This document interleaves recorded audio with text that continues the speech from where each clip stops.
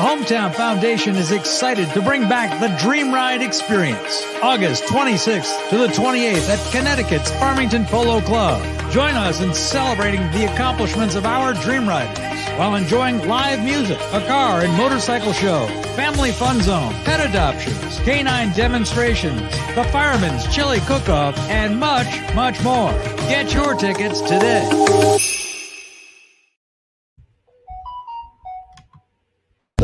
Father Time is undefeated. It's going to hit Tom Brady eventually, too. It might be this year. Hopefully it's this year. And Matt LaFleur went to both of them and said, hey, remember that play you drew up on notebook paper on Thursday? Yeah, run it now. Like, that's the thing that's kind of tripping me up here. We've been clowning Kyrie Irving and his behavior for the past 5 years. I feel like I just got a point, like on a show or something. 3, 2, 1, Kerrsville. You've got state champions coming back home. The East Forsyth Eagles have just won Class 4A state championship. On the line with NASCAR superstar Bubba Wallace. Bubba, what type of music are you listening to right now? Do you listen to anything particular to get you hyped before a race? I'm in like the heavy metal stuff, like the screamo stuff, the stuff you can't understand. That's right up my alley. Tie game at 41. Murr takes the snap. Fade. Right corner of the end zone for Timmons. He bobbled it and then honed it in the right corner of the end zone. Terrell Timmons Jr. TobaccoRoadSportsRadio.com, your home.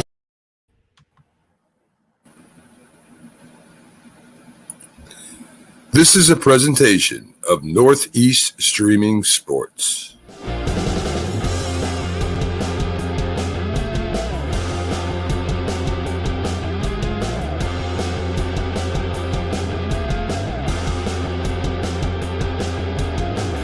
Good evening, ladies and gentlemen, and welcome to another episode of Frankly Speaking Sports, live from Hopkinsville, Kentucky. That's right. We're back from a 3-day, 3-ballpark tour. We'll talk about it. We'll let you know our thoughts. We'll let you know what we've seen. Unbelievable trip we're going to talk about this evening. We're going to talk a lot of baseball, possibly some football, and then about 25 minutes from now, 1995. That's right, folks. 1995 AL Rookie of the Year. Marty Cordova will be on with us, talk about his days playing with the Twins, the Indians, the Blue Jays, the Orioles, and so on and so on. Great show. First of all, as we start our program today, we want to go ahead and apologize for last Wednesday. We were in Chicago trying to do a show for all of you folks. We had a great guest, Ken Houston. Unfortunately, the internet where we were staying was giving us some issues. But we'll have Ken Houston on again in the future for all you former Houston Oilers, Tennessee Titans, and Washington Commander fans. So don't worry about that. We'll get Ken Houston back. Got a great week in store for you. We are streaming live right now on Facebook, LinkedIn, YouTube, Twitter. We are on Roku TV. That's right, Roku TV right now. All you got to do, go to Roku TV. You download Northeast Streaming Sports. And if you do it at this time, you should see my beautiful face on your TV monitor. But ladies and gentlemen, what a great trip. Just a terrific trip. We started in Chicago, and we left Wednesday morning early, and the idea was to go to Guaranteed Rate Park, a home of Chicago White Sox. Our first ballpark we were going to see on this trip. The Chicago White Sox, 90-degree weather plus. It is hot, scorching hot. And then all of a sudden it starts to rain. We get a rain delay. And then we got to see a great ball game. And while I'm sitting down in these box seats right on the third baseline, beautiful seats at Guaranteed Rate Field, the home of the Chicago White Sox. Some of you know it as the new Comiskey Park. I'm watching this game, and I keep watching the game, and I'm like, this Chicago White Sox, which is only a couple of games out of the division, is a pretty good baseball team. What has been going on in the American League city of Chicago this last year? I kept watching, and I started seeing some things that disturbed me here, and it raises me to the question, which we did ask Wednesday night, but since we were having technical difficulties, we will go ahead and ask it again. Love to get feedback on this question, on all our questions. Just go to the comment section on whatever platform you're on. Leave a message. We'll get to it and let us know what you think. Interacting is the best way. Remember, if you're on YouTube version, your name will pop up and we will show it on the screen as well with your message as well. But the first question that came to mind, as you see our beautiful green background here, because we are honoring the great St. Louis Cardinals, who this week and they went ahead and they swept the New York Yankees in a 3-game series, which we'll get to in a little bit, but incredible feat by the St. Louis Cardinals. But you have to ask, Tony LaRussa, is he keeping this team from getting to the playoffs? Is this team underachieving? Is Tony LaRussa the reason why the Chicago White Sox are not in a better position than they are right now? And after watching this game and watching certain plays, seeing players not hustle, seeing no accountability, my answer has to be yes, Tony LaRussa is holding this team back. And I wasn't against Tony LaRussa taking over this team when he first did. I thought maybe, I call it old school. Some people don't like old school, the term. But nevertheless, I thought it'd be great. And I did see some things in the game. Like him sacrificing a run in a second with no outs to put a guy in scoring position with the top of the lineup coming up. Beautiful. That's what baseball's about. But what baseball isn't about is lack of hustle. And the Chicago White Sox had too much of it. And that tells me there's no leadership and a lack of accountability from the manager, which is Tony LaRussa. I'm sorry, Chicago White Sox fans. If you love the guy, if you hate the guy. And I'm not talking about him sleeping in the dugout. I don't know what that situation was, if he wasn't feeling well, whatever. I'm talking about the results of the players and what I am seeing instilled in these players. And it's not a winning culture. It is not a winning attitude. In actuality, it's the complete opposite. I watched Tim Anderson on 2 of 3 ground balls that he hit not run ground balls out. I don't care what the heck your name is. We all saw it years ago. What was it, in the 70s? When Reggie Jackson didn't hustle on a hit to the outfield, what did Billy Martin do? He yanked him right in the middle of the inning. That's what should have been done to Tim Anderson the other day. Excuse me, folks. That's what should have been done. And there was no accountability for Tim Anderson's action. He just got suspended because of stupidity, bumping an umpire or doing whatever he did. This man is a great talent that is under control, that needs to get in control. But it wasn't just him. You've seen players on the White Sox lollygagging around and wondering, what are they doing? Now, don't get me wrong. This is a good young team. You look at this young team, Dylan Cease is having a year. 12-4, 1.98 ERA. You got Elias Giolito's, a great pitcher. He's 8-6. Okay, Lance Lynn is not having a great year. That happens. Jose Abreu is solid. Everybody knows. I like the kid at second base, that Harrison kid. He's going to be good. Everybody knows Tim Anderson. Take what the troubles that he's having away. He's a 301 hitter, has some power. They got Lewis Roberts, who's having a great year, Andrew Vaughn, and so on and so on. They have talent on this team. But if Tony LaRussa is going to continue to allow his players underachieve, it's not shame on Tony LaRussa anymore. It's shame on the front office. Shame on the general manager for taking a team that has the ability to win and not allowing them to win with Tony LaRussa as manager. I'm sorry, Chicago fans. You do have a chance, White Sox fans, to get to the playoffs and make a dent. But there's only one way you're going to do that, and that's without Tony LaRussa as your manager. Also, that was the first ballpark. The second ballpark, I always wanted to see it. It took 56 years 56 years for me to get there, but I finally got to Wrigley Field on Friday to watch the Cubs and the Marlins. You walk around. It's just so beautiful, folks. You go around there. Everything is so nostalgic, should I say. Then you see the big Wrigley Field sign right there across from Cubby Bear's Bar, where you have to go after the game. We'll get that in a minute. You walk in the stadium, you walk down to the field, you see the beautiful ivy, you see the beautiful scoreboard. I'm looking at third base. Ron Santos played there. Shortstop, let's play two today. Ernie Banks, Ryan Sandberg, Mark Grace, some of the great pitchers that, the Fergie Jenkins and so on, the Rick Sutcliffes, all those players played on this field. It was incredible. Seats behind home plate in the 200 level. I watched the game. It was a 2-1 ball game. It was Wilson Contreras. Everybody's talking about Wilson getting traded at the trade deadline. He doesn't. What does he do? Stuffs it back in everybody's face. He gets a standing ovation. Then he hits a 2-run game-winning homer. Unbelievable. What a beautiful ballpark, folks. It's everything it's meant to be and more. You have to get out there if you've never seen Wrigley Field.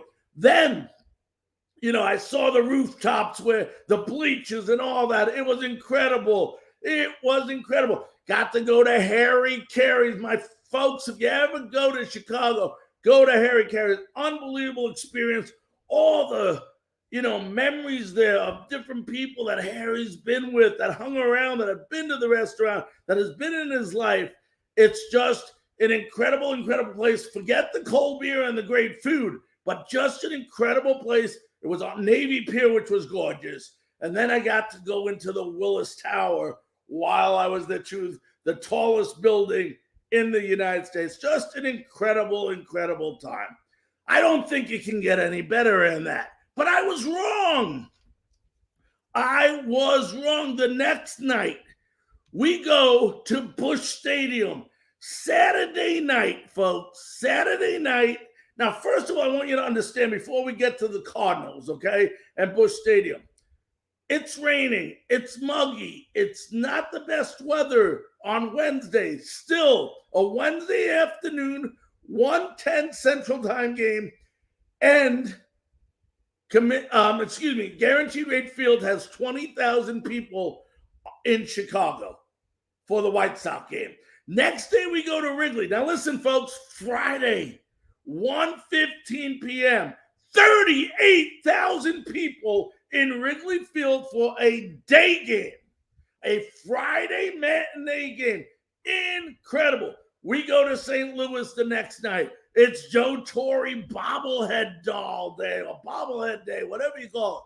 Joe Torre's there. They're honoring Joe Torre. It's unbelievable. I get to the stadium. I look up. I park right across the street. Busch Stadium is gorgeous from the outside. You walk inside. You walk along towards the outfield. They have food everywhere. Folks, I have never seen so many different I don't know if it's opportunities or choices that you can have for food. It's so fan-friendly. I've never, ever seen anything like this, no matter what sport I've been to, like Busch Stadium. You walk into the outfield. Of course, they have Budweiser all over the place. It's Anheuser-Busch's home. You walk out every single food place, everything you can imagine for the fans. Outside in center field looked like it was a food court of some type. It was just incredible, incredible, incredible. You go ahead, you walk inside, and what do you see? One of the most beautiful stadiums around.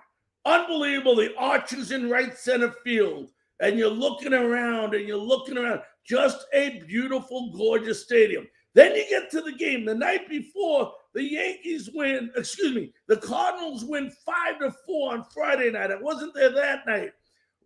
What happened? That bullpen went 5 scoreless innings, shut down. The Yankees wins 5-4. I'm like, come on.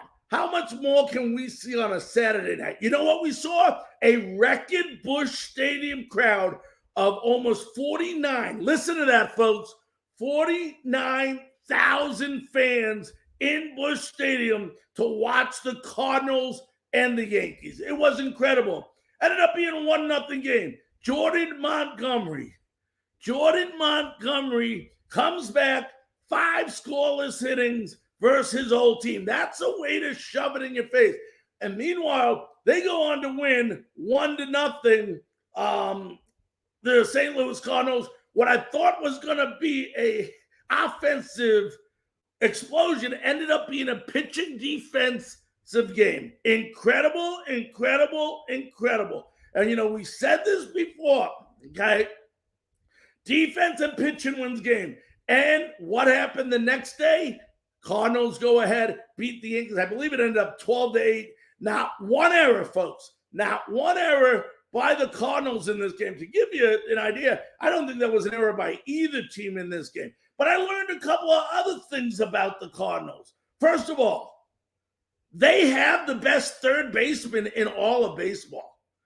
The best third, Nolan Arenado is by far the best third baseman, not offensively, but defensively. He made some plays that were incredible. And I'll tell you another guy why I pull up. I'm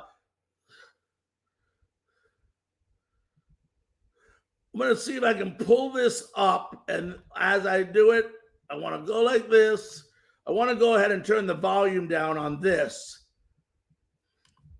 But hopefully you folks can hear me this. But if you watch, I also found out something else, okay, that I was very surprised.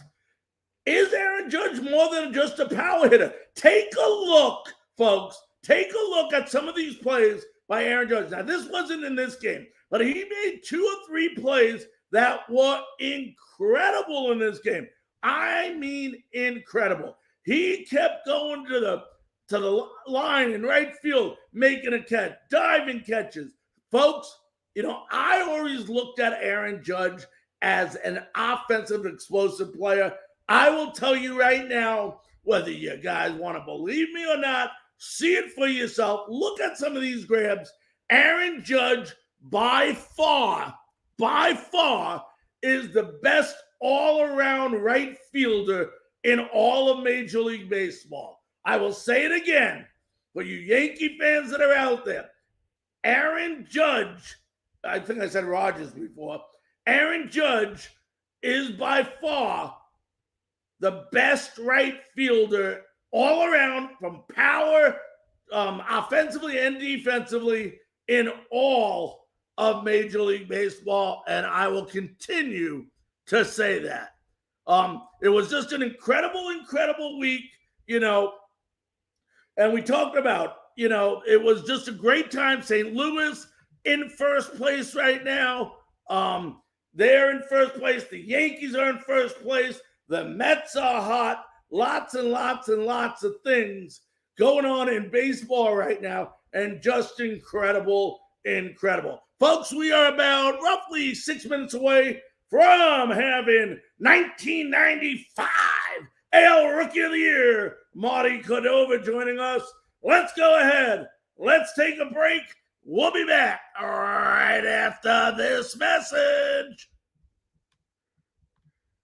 13 Daggers Tattoo Studio is looking for a new tattoo artist. Must be established with a strong portfolio and good work ethic. Stop by today at 13 Daggers across from Patriot Park on Fort Campbell Boulevard. Clarksville's ultimate tattoo studio. Tattoos, touch-ups, and consultations. See the artist's work online at 13daggerstattoo.com and get the custom experience you want with killer ink. Book today and get pricked by a pro. 13 Daggers Tattoo Studio. Looking hard on the boulevard. The Hometown Foundation is excited to bring back the Dream Ride experience, August 26th to the 28th at Connecticut's Farmington Polo Club. Join us in celebrating the accomplishments of our Dream Riders while enjoying live music, a car and motorcycle show, family fun zone, pet adoptions, canine demonstrations, the Fireman's Chili Cook-Off, and much, much more. Get your tickets today. Tobacco Road Sports Radio is so excited to be your home for Triad Sports. I'm so excited! We heard you loud and clear.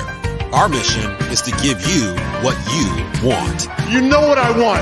I've been asking for it for years. Give it to me. Give me what I want. The best sports talk and live sports in the Triad, period. What's up, everybody? Live with Brandon Blake. Ladies and gentlemen, welcome to The Score once again with Brett Wiseman. Hello and welcome back to the Pit Stop here on Tobacco Road Sports Radio. Welcome back to Franchise Players, your home for Triad sports coverage. I'm your host, Desmond Johnson, here on Tobacco Road Sports Radio. And if you think that's great, wait until you see what's next. It's going to be good. It's going to be huge. It's going to be huge. Tune in at TobaccoRoadSportsRadio.com. And don't forget to download the new Roku channel, Tobacco Road Sports Radio.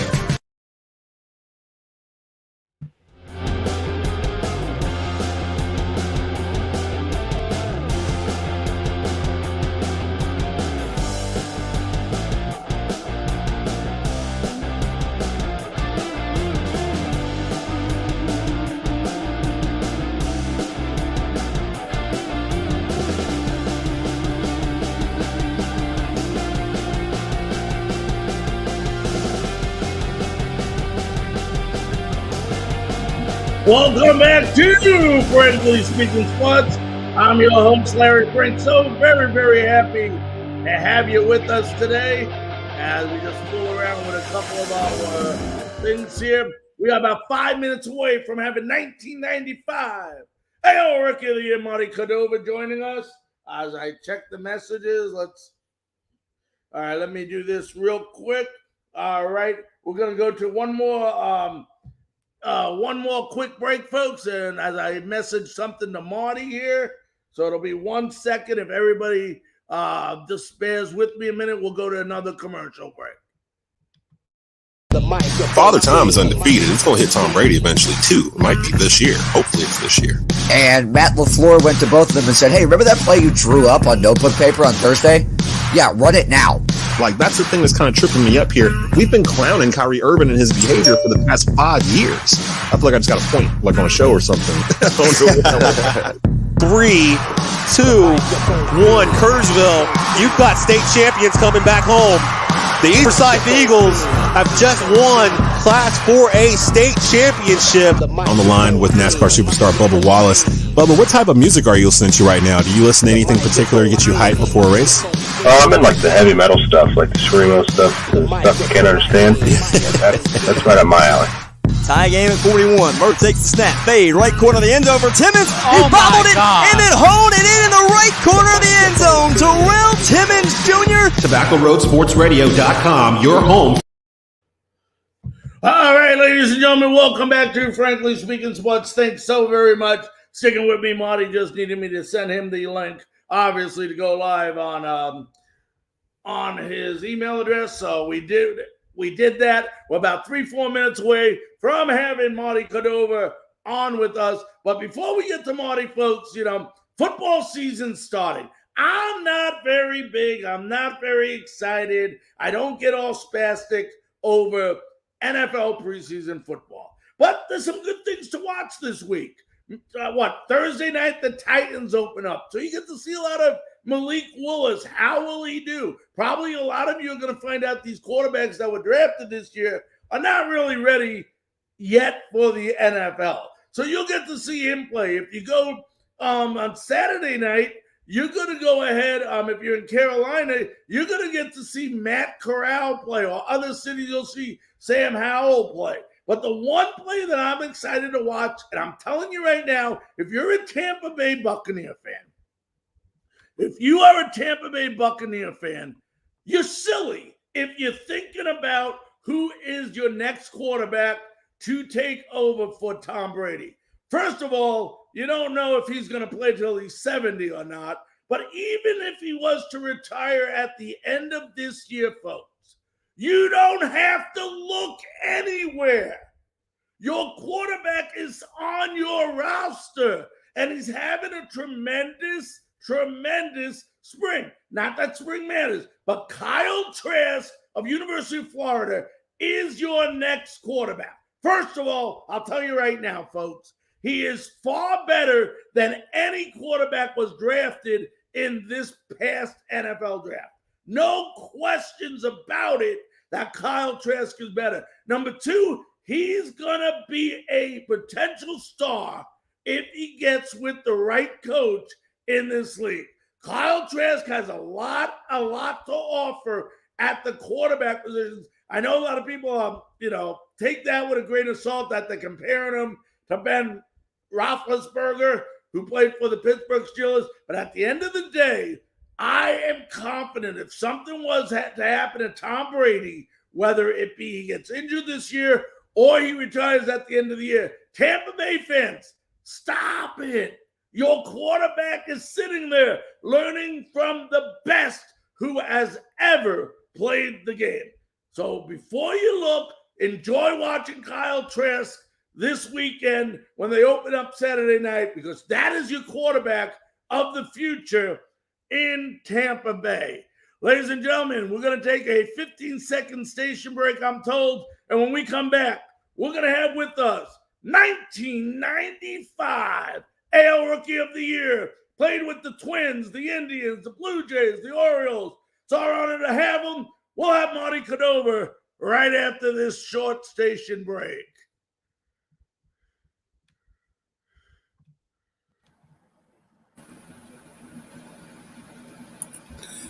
This is a presentation of Northeast Streaming Sports.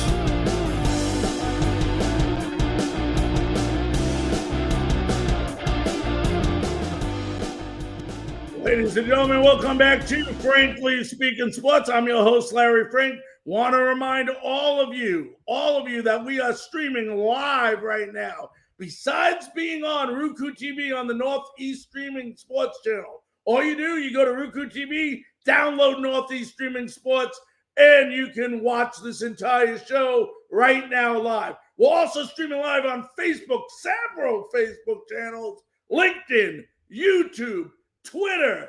Incredible. We're on Spotify, one iHeart, and a reminder, this will also be replayed on radio tomorrow on TobaccoRoadSportsRadio.com at Raleigh, North Carolina. So lots and lots and lots of different networks carrying us. Also, folks, all of our shows, every single show we do, every single interview we do is free.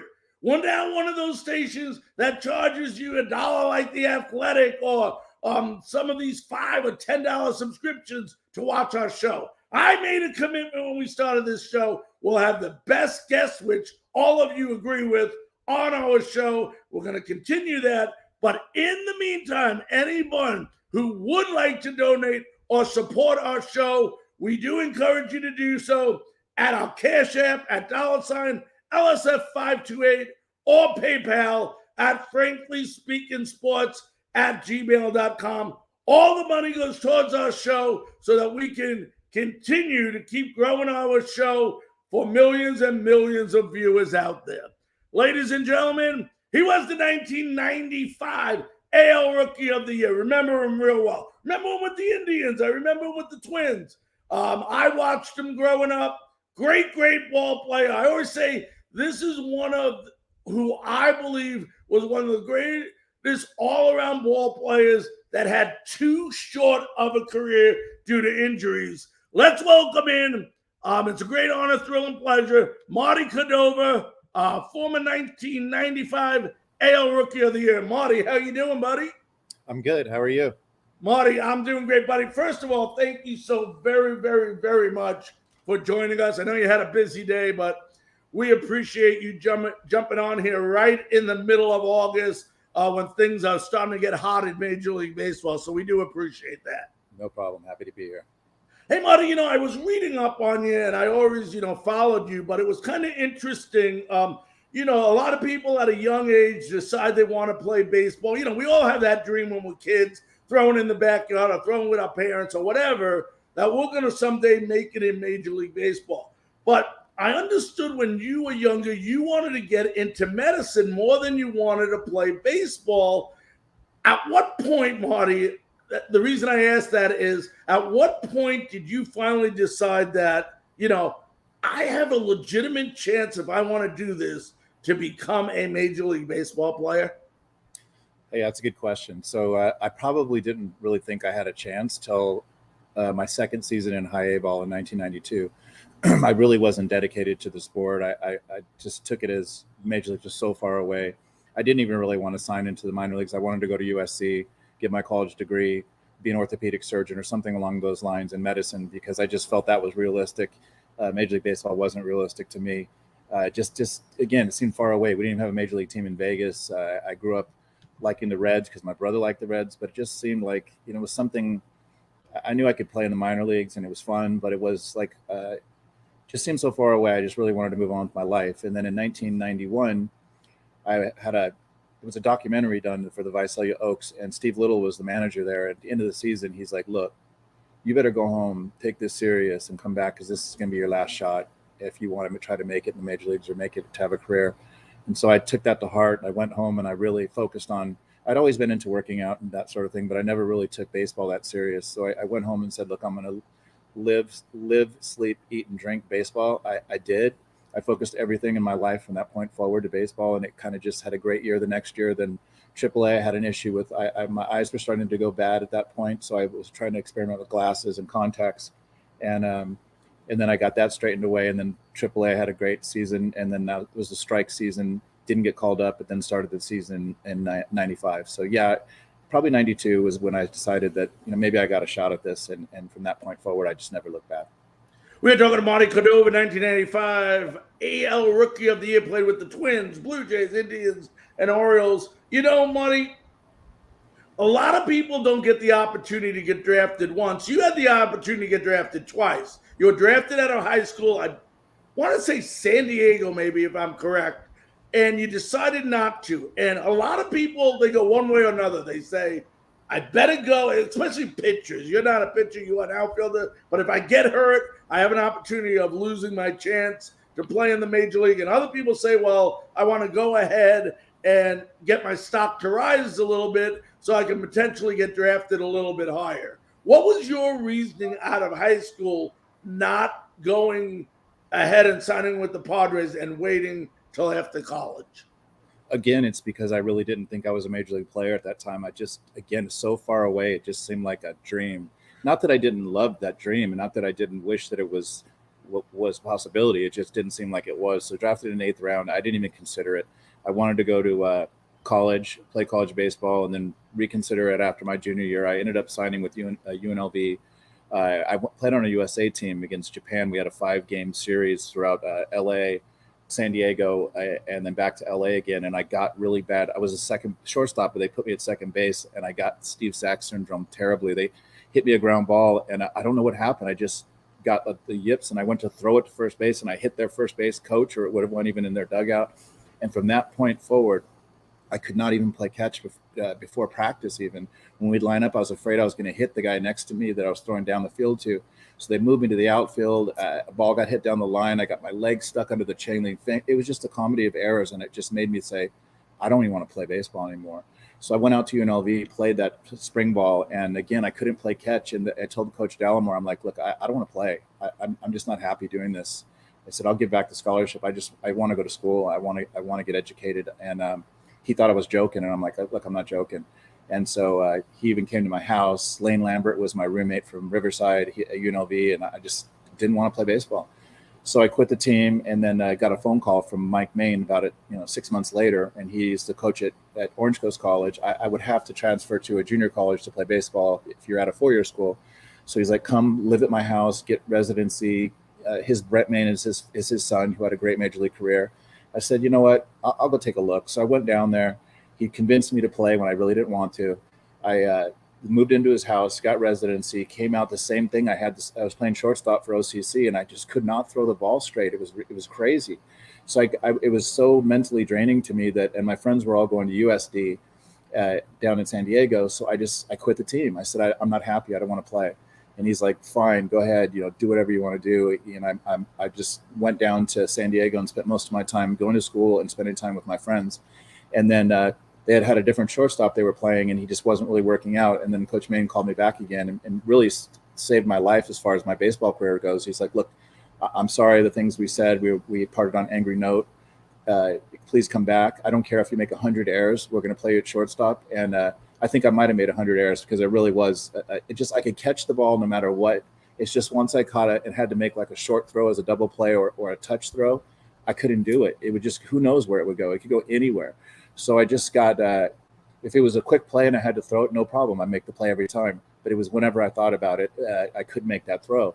But I did hit like 450 or something. I had the ability to hit. I always had great bat speed, and I just couldn't field. So that being said, the Twins drafted me in the 10th round. Like I told you, I didn't want to sign. I signed at 12 o'clock at night. I was going to Cape Cod the next day. I'm like, okay, fine, I'll sign with you guys, whatever. And they're like, well, we'll give you $50,000 for scholarship back to go to USC. So you really have no reason to not try this. So I said, okay. So I went to Elizabethton, Tennessee. They moved me to third base. Again, I kept making errors at third base, but I could hit. So even in the minor leagues, I was a good hitter. And then the following spring training, I went to low A ball in spring training, was playing third base, and all the brass was out to watch one of our inter-squad games. I got a ground ball hit to me, and I literally not only threw it over first base, threw it over the fence and on top of the clubhouse. And they're like, whoa. The next day, I had an outfielder's glove in my locker, and they're like, you're never playing infield again. So I was relieved because throwing from the outfield, again, was very hard. I had a hard time hitting the cutoff man. Even in my major league career, if I had to think about the throw, it would, who knows where it could go. I'd throw a 43 hopper into the shortstop or overthrow him. And then it progressively got a little better as I kind of got accustomed to playing the outfield. But if I threw it hard and didn't think, I think my rookie year, second year, I might have led the major league in assists. I always had a really strong, accurate arm if I could just let it go and not think about it. So yeah, sorry for that long-winded answer, but I just it's a great answer. You know, I've seen other players, Chuck Knobloch. I remember when he was with the Yankees, had a similar thing, and it just goes to show you, Marty, and for those people, and I don't want to take anything away from baseball being skillful, but it's also a big part of the game. You'd have to agree is mental as well. It's 90% mental. It really is. It's a game where if you fail 70% of the time, you're one of the best players that ever played. That was one thing Tom Kelly really taught me, and I always have just my personality, a very even keel. So like I wasn't considered like a human scoreboard. If I was 5 for 5 or 0 for 5, you really couldn't tell the difference. I didn't celebrate home runs. I was very monotone, and I did that on purpose because I realized it was a long, long season. There's a lot of ups and downs. You can't be high and low. You have to be very, very consistent and steady. So I just said, I'm just going to go every day like it's the brand new day and just keep grinding it out. I was the first one to the ballpark, the last one to leave.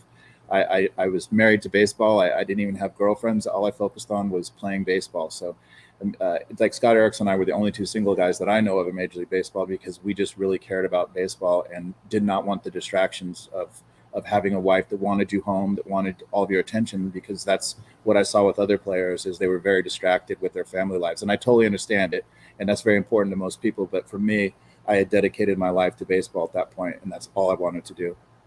Now, transitioning from minor league ball to major leagues didn't seem to come difficult to you. You batted .277, 24 homers, 84 RBIs, and won Rookie of the Year in 1995. Talk about your transition, and was there in particular, what made it so, well, I won't say simple, but for you, it simplified because you were able to be successful right away. Was there an individual that took you under their wing and, helped you transition, or was it just something you just came up and you just were one of those guys that just got hot and stayed hot? I think there's a couple things. So like I told you, 92, I started to take it serious. And then from A ball to double A just seemed like a natural step for me. Then triple A, it didn't seem like anything more than what I was supposed to do. I was having some success at each level. And then 94 came. And again, like I said, we went on strike. That O.J. Simpson thing happened. I should have been called up, but I wasn't. Then the following spring training, it's just a lot of fortunate things lined up for me. And I really do believe that I'm a super blessed person. And I know a lot of people say that, but I've just had so many failures and so many trials and tribulations, but things just seem to work out. And so in spring training, when I came there, like everybody, we had the replacement players. Once that was over, Shane Mack had taken the opportunity to go to Japan. He had signed a 4-year, $16 million deal, which then was a lot of money. And if not, left field would not have been open, and who knows what would have happened to me if I'd have been a platoon player or who knows. So that being said, Tom Kelly is just a unique manager and a very hard-nosed guy. He didn't take he didn't like any of that big league stuff. He wanted hard-nosed players. So I'm not joking. And when I started spring training, I played every game, every inning of every out of spring training, which is unheard of. As you become a more veteran player, you play like every couple games. You don't travel on the road. You get your 2 at-bats, you come out. Nothing like that. He's like, you're going to earn the spot. You're going to play every game, every at-bat, so be ready. So I think I got like 150 at-bats in spring training. I hit like 310 with some home runs and RBIs. And so I really earned my way on the team. And Eddie Guardado and I were the only 2 rookies that traveled with the team that year. Maybe Brad Radke. I'm not sure if he was the next year or that year. But who really took me under his wing was Kirby Puckett. He was just such a sweet guy, man. I can't even tell you how great he is. Just such a ambassador to the game. He treated everybody, was just always in a good mood. And I'm not saying sometimes when he was in the locker room or not around people, he wasn't always in a great mood, but he was able to turn that on when he was around people. And it really showed me that he cared a lot about the fans. He cared about the game. He cared about the way people looked at him. So whenever he was around people, it was just constantly joking and having a great time. And he was the number 3 hitter. I was the number 4 hitter as a rookie, which is a lot of pressure on you as a rookie, but I didn't really feel it. He called me Rock. That was my nickname. And he's like, look, I'm going to teach you the ways to be a professional Major League Baseball player. You're to be seen, not heard. I don't want to hear you. I don't want to hear you joking around, you're talking, or getting too cocky. He said, also see this Louis Vuitton bag here. It was huge. He said, I want that bag on the plane and at my room every time we go on the road. I don't even want to have to tell you again. And I think he really put like rolls of quarters in there. It weighed like 100 pounds. And in the hot summer, we used to wear suits back then. I'd have to carry this thing plus my bags. And it was like just a kind of a bonding thing that we did there. And like the pitchers have to carry like a pink backpack with candy in it as they're whoever's the least senior person on the bullpen. And so I really thank Kirby a lot for what he did for me, because he made me feel comfortable. He made me feel like a part of the team. He didn't make me feel like a rookie, even though the team was a very veteran field team. We just, for some reason, weren't that good. I don't even know how to explain it. If you saw our lineup, you'd say, well, that team shouldn't be that bad. But we weren't very good. I think we lost 100 games my rookie year. But fortunately for me, yeah, I felt very comfortable as a rookie. How fulfilling? I mean, obviously it's fulfilling, but for you to know what you went through to get to the major leagues, was it to win Rookie of the Year? It was an unbelievable thing, and it came right down to the wire. I mean, there was obviously Garrett Anderson and I was the closest vote ever. I mean, the only thing that stopped him from winning the Rookie year, the only thing is we had a strike short season and he didn't come up right away. So he only had like 3.5, maybe 4 months of a season, and he hit 320. He had some homers. I think he had 15 or 16 homers and 50 some RBIs. If he had played the whole year, I'm fairly certain he would have won Rookie of the Year. And it's taking nothing away from myself. It's just Garrett's an amazing player. He's just a great guy and all around, stud. And then we had Troy Percival, what's his name, Sean Green. And if I'm leaving somebody else, I apologize. But it was a really tough class of really good rookies. And to win that was an amazing honor. And again, like I always kind of like never want to tell anybody I played baseball. I was always kind of embarrassed of the fact that I'm a normal person. I'm not an athlete. That's not the way I want to be treated or perceived. Is I feel like there's more to me than just an athlete, and that I just didn't want to be categorized as that. So I always, like, Dana White's a very good friend of mine. We grew up since we were 10. Right. And he always introduced me as, this is Marty Cordova, 1995 American League Rookie of the Year. And he would do it on purpose because he knew it embarrassed me really bad. And I'd be like, stop it. And stop it. I'm like, that's a long time ago. I'm not a baseball player anymore. Let's move on. There's more in my life than that. But he would constantly do it. One time with the UFC was in Minneapolis, and I was sitting in the audience, and he put on the screen, Marty Cordova, 1995 Rookie of the Year. And I remember making a face like, you son of, I was furious with him. I'm like, I don't like attention like that. I don't want people to draw attention to me over being an athlete. I really feel like that there's more to a person than just being an athlete. Marty, a lot of people talk about sophomore jinx, but for you, it didn't happen. I mean, the next year you come back, 111 RBIs, 309 batting average. I think you led the league, if I remember, in doubles that year. How did you how did you stay even keel, like you said? Because it's important. You just said that I always wanted to just be treated like a normal person, not a baseball player. How were you able to concentrate, take away all the distractions, and come back a second year with just as good, if not better, a season? I think what it really was for me is Tom Kelly's philosophy as a hitting instructor. And Terry Crowley was a hitting instructor, and he's like my second father. I love Terry so much. But TK was very much like, it's a different game back then. As a right-handed hitter, he would drive the ball to right center. Do not pull the ball. If we pull the ball, he would be furious and he might bench you. So he's really like, so my philosophy of hitting was look fastball away and adjust. Because if I'm looking fastball away, I had quick enough hands I could adjust to a fastball inside because I could really hit a fastball. But then a slider or a curveball didn't completely fool me because I was still looking to right center and staying back on the ball. Back when I played, it was embarrassing to have 100 strikeouts. If I read 100, I was like mortified at myself that I had 100 strikeouts. And to be very honest, when I got 2 strikes, a lot of times I was just trying to put the ball in play and not strike out. So made a lot of soft outs with 2 outs at times. And in today's game, it's like we always joke, you say lift and separate. It was like swing for a home run. And we just didn't do that. Like 2-0, 3-1, even if I swung hard at a 3-1 fastball and pulled my head off, he'd be furious. He's like, what are you trying to do? Hit the ball out of center field. Don't freaking try to hit a 700-foot home run. They're only count as 1 run or how many people are on. Stop trying to do that. So the philosophy is completely different. I knew that they were going to – my rookie year, I killed fastballs, and I was a first-pitch fastball hitter.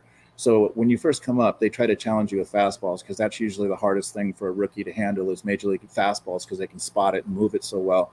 And I had no problem with the fastball. So I knew my second year I was going to get a lot of sliders and hitters counts, 3-1 sliders, 2-0 sliders.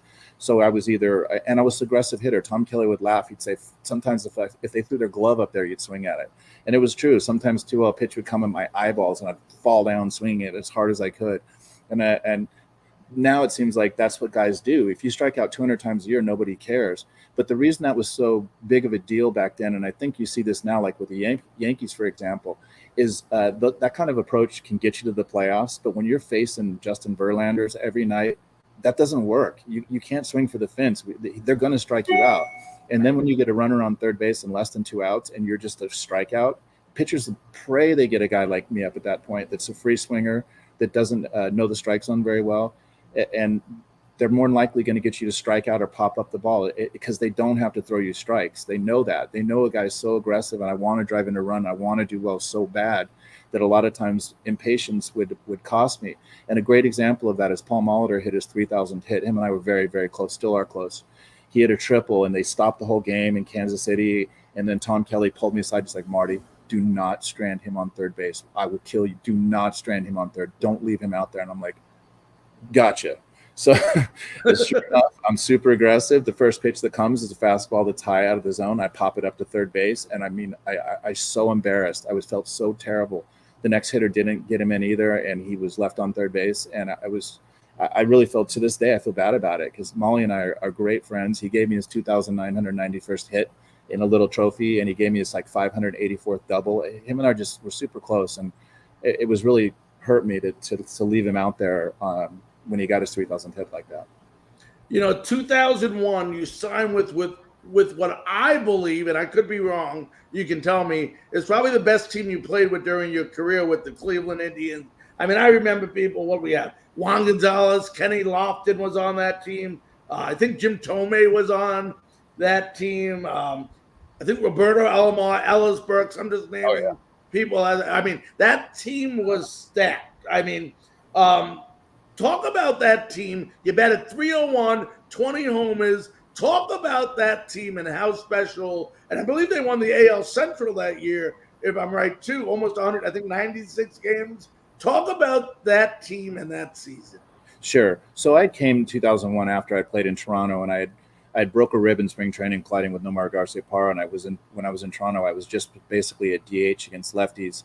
And then Dave Martinez came in the second half of the season. I didn't play the second half. I mean, not one at bat. I think I had one at bat in Baltimore and struck out on a curveball, and I wasn't even in the vicinity of hitting it. And then Todd Green was a catcher, and he was kind of not really playing. Jim Fregosi really only played the starting 9 and nobody else, and it really hurt us because nobody else could play because we didn't play for a month. It's impossible to hit when you haven't played in a month. And so when I was a free agent, I had the opportunity to sign with Cleveland, but it was a minor league deal. And I just knew that I had to win a spot on the lineup there somehow, some way. It could be the end of my career. That being said, when we went to spring training, I lived by myself. I was up at 5 a.m. I was at the field before anybody. They had this simulating pitching machine, was a state-of-the-art thing. I hit on that for an hour or two before.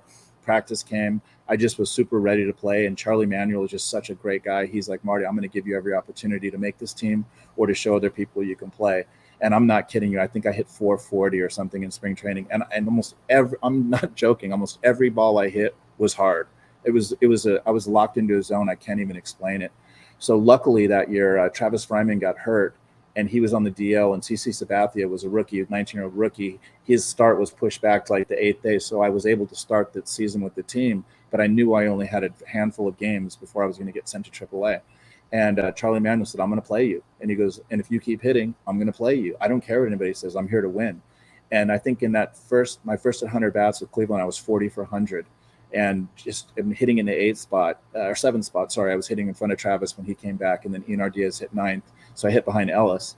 And we just had a great lineup. And for some reason, I was so dedicated to baseball that year. I just wanted nothing else to do was to perform and to play to my best ability. And the team, like you said, was amazing. We had Kenny Lofton leading off, Omar Vizquel hitting 2nd, Robbie Alomar 3rd, Jim Tomei 4th, Juan Gonzalez 4th, Jim Tomei 5th, Ellis Burke 6th, I hit 7th, Travis Fryman hit 8th, and then Ian Diaz, our catcher, hit 9th. And I mean, what a lineup. We could score 20 runs in a game. You never know. And that season, as you may recall, we were down to the Seattle Mariners like 11-1. Actually, before you go there, I'm going to hit on that right now. But before you go there, I want to show this clip because I'm going to ask you. I know where you're going with this game. Let me first show the highlights, a quick highlights, and then we'll get to it, okay? Sure.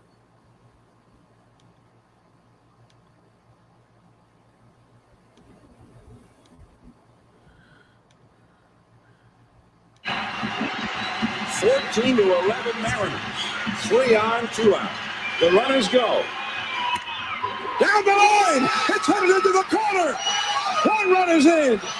And it goes through. They have tied the game. Vizquel to 3rd. It's 14-14. Unbelievable. They have come back from a 12-run deficit and tied the game. Of course, of the season, this could be one right here. Why were they not guarding the line defensively at first base? Why was Charles Gibson not playing deeper in right field? Hard to understand, but because of both of those things, we're right back where we started with the tie ball game. Could make them a winner. And there it is, base hit. Back Chargers. Here comes Lofton. Here comes the throw. Cleve. And Cleveland has won it.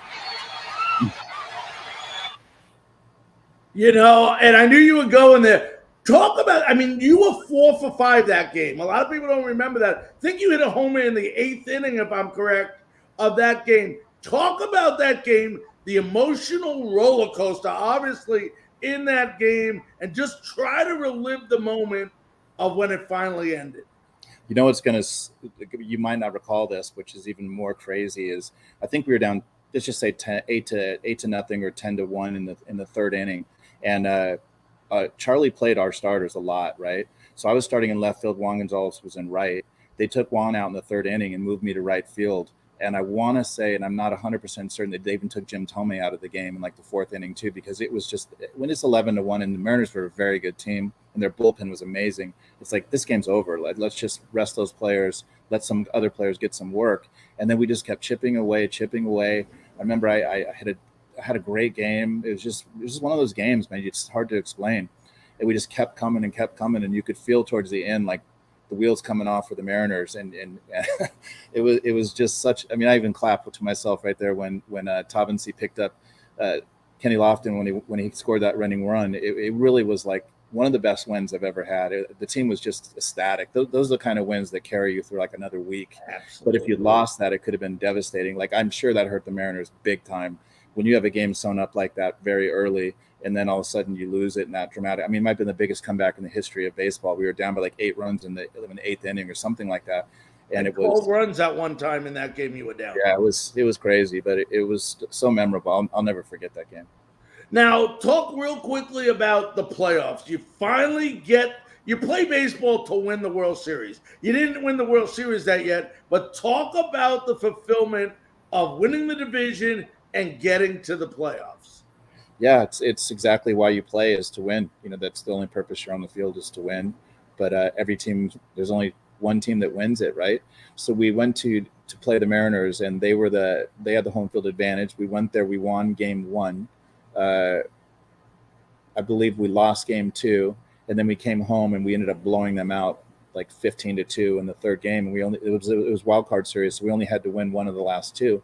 And they had Freddie Garcia throwing in game 4, and he shut us down. And then Jamie Moyer in game 5, a guy throwing 37-mile-an-hour fastballs, breaking people's bats. I mean, it was just he was a crafty dude. He had so many tricks, the ways he would mess with you. Like, he would always do this. Like, he'd always change balls. And when you're standing in the batter's box, he would come towards you and ask for a new ball, and then he would take it and he would throw it as hard as he could from like half the distance of the mound to the catcher at eye level, and it just stood you up because you're like, Jesus. And he was just so accurate with his arm, like a shortstop, that would just change your eye level and change the speed. And then here comes this 62-mile-an-hour changeup, and I swear to God, you're just like, I'm hitting it to the first base dugout, and you couldn't stay back on it. And then when you threw that 82-mile-an-hour fastball, he broke more bats than anybody I've ever seen pitching.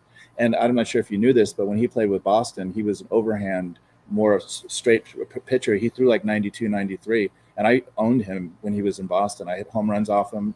He did not like facing me, but then at the end of his career, he just became a completely different pitcher and became an unbelievably good pitcher, crafty, just so good, and so not afraid of the moment, so wanting to have the ball with the game on the line. He's just a great pitcher.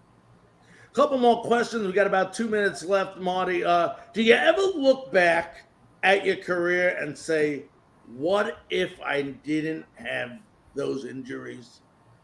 Anybody can say that, but how it happened was at the very end of my sophomore year. It was. I remember distinctly. It was there was a home run that barely went out of left field, and I never showed up a pitcher. I went hard. No matter if it was 100 feet over the fence, I would still go hard. I wasn't those guys that would just stand there with my hands on my knees and be like, "Whoa, where's that going to land?"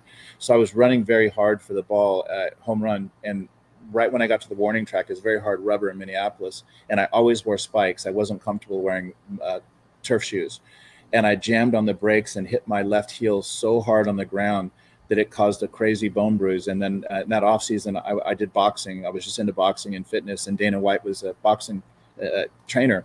So I was doing 3 hours of boxing every day with 3-minute rounds, 30-second rest. And I had tore my Achilles, I had plantar fasciitis, and I just refused to rest it. And I kept doing it. And I started then getting my whole foot turned black. And that spring training, when I went, I could hardly walk. I couldn't stand up for more than a few minutes. And I was getting numerous cortisone injections in there. And I really honestly thought I didn't want to play anymore. I couldn't stand up. I couldn't shag in the outfield.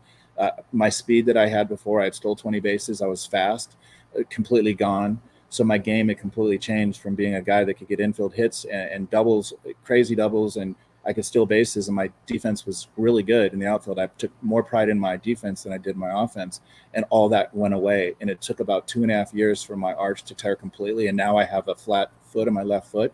So yeah, do I wish that wouldn't have happened? Sure.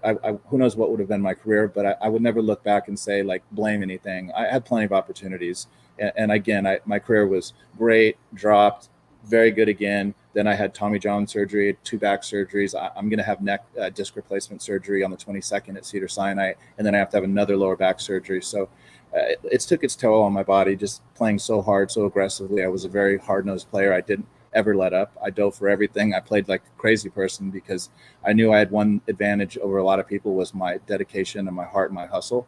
I wasn't Ken Griffey, blessed with talent, so I had to make up for it with just determination and with raw grit, and that's the way I played. And anybody that played with me know, once I got on the field, I was all business. I wasn't messing around. I was there to just play as hard as I could. And then I knew when my career ended, like right now, I have no regrets. I can't look back and say, man, I wish I would have just showed up to the field earlier. I wish I would have played a little harder. I wish I'd have put more extra batting practice in. I don't have any of those regrets. All righty. Well, great. Well, listen, buddy, I want to thank you so very, very much taking time out of your busy schedule to join us tonight on Frankly Speaking Sports. Oh, thank you. Thank you for having me. Love talking baseball. All right, my friend. Stay safe and good luck with your operation. Thank you. Bye-bye. Bye-bye.